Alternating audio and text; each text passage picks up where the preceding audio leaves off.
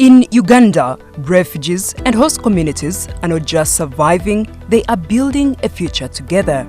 Guided by commitments made at the 2023 Global Refugee Forum, Uganda is turning pledges into action across 5 thematic areas: self-reliance and resilience, climate action and environment, transition management, localization and durable solutions. Lives are being transformed. Uganda's approach empowers refugees to become self-reliant, contributing to the local economy and building resilience. From financial inclusion and vocational training to agricultural production and access to markets, refugees are engaging in the money economy, supporting their families and contributing to growth. An open-door policy which allows refugees to participate in the economy. Looking at our Refugee Act, it's quite broad. It allows our refugees to integrate with the local communities. It allows them to participate in the different enterprises. Our refugees are even allowed to do business. They have access to banking services, and they can also involve themselves in agriculture. So that is something that we can say it supports them to be very reliant.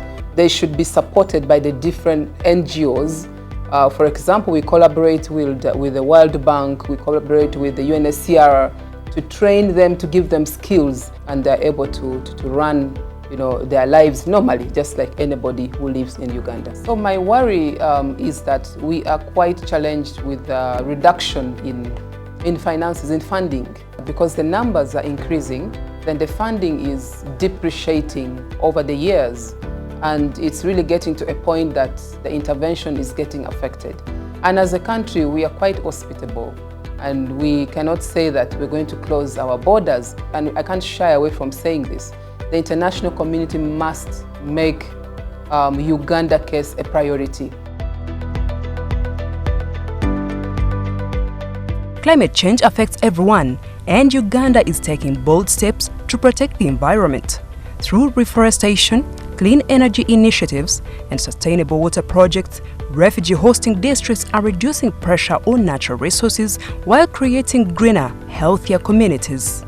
The government of Uganda, first and foremost, together with UN agencies and other stakeholders, came up with one integrated planning. And we have a refugee response plan which caters for water, sanitation, environment, which also takes care of the aspect of climate change, because the emergency situation had to be dealt with. Transitioning from emergency humanitarian aid to long-term sustainable investments is at the heart of Uganda's refugee model, especially in education, health, and water services. We're trying in Uganda to make sure that the little funding that's available is utilized to the maximum. And we can only do that by making sure that where the humanitarians stop, the development actors can pick on. Refugees are increasingly integrated into the national systems, ensuring sustainability and access for all. We have managed to integrate refugee issues into the National Development Plan 4. And that means that we're looking at long-term development goals. Also at the district development plans, we have integrated refugee issues. We do not respond to refugees in isolation. We respond to both refugees and host communities. We also have refugee response plans, and these plans are in education, in health, that is service delivery, and they don't only serve refugees, they serve refugees and host communities. And so you find that even in the planning for refugees, we're looking at long-term development planning. We're looking at transition management of the infrastructure and human resource that's created in the humanitarian response, moving it through phases for the government to be able to absorb the infrastructure and human capacity that's been created.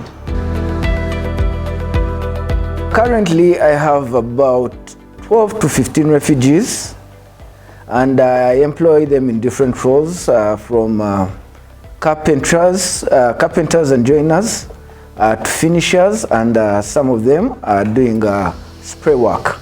Well, in terms of skills, these refugees, where they come from, many of them have been carpenters, and they are skilled carpenters, whereby they know how to do the carpentry work even without the modern machinery. That on its own is a skill. The refugee policy in Uganda helps us to expand our services. It creates working environment for us. We have access to land, and also the people in the communities are very friendly. We work with a lot of communities, with community leaders, with community elders, as we believe that that is the way to do and to engage with the community for a better successful engagements. Refugee response is more efficient when it's locally led. Uganda is strengthening district capacities and empowering local actors to take a leading role in protection and service delivery.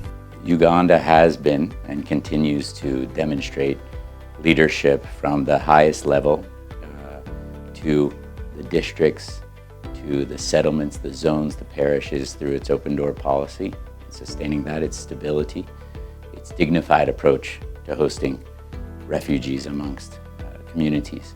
In those areas, Uganda's pledges were ambitious, and we're really proud to support Uganda, but Uganda has taken the lead. I will take two examples.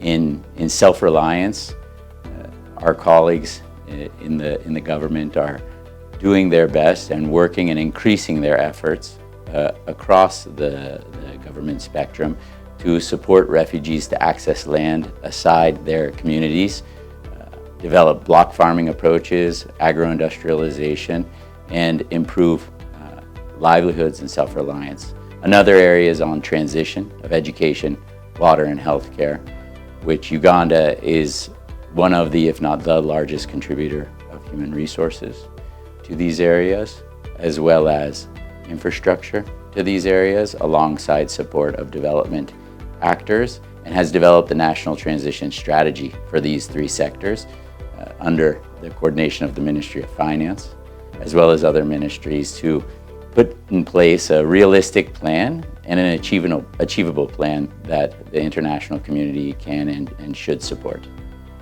For many, the ultimate goal is a lasting solution, whether through voluntary return, resettlement, and complementary pathways. Uganda continues to support safe, voluntary repatriation and long-term pathways to stability and self-sufficiency.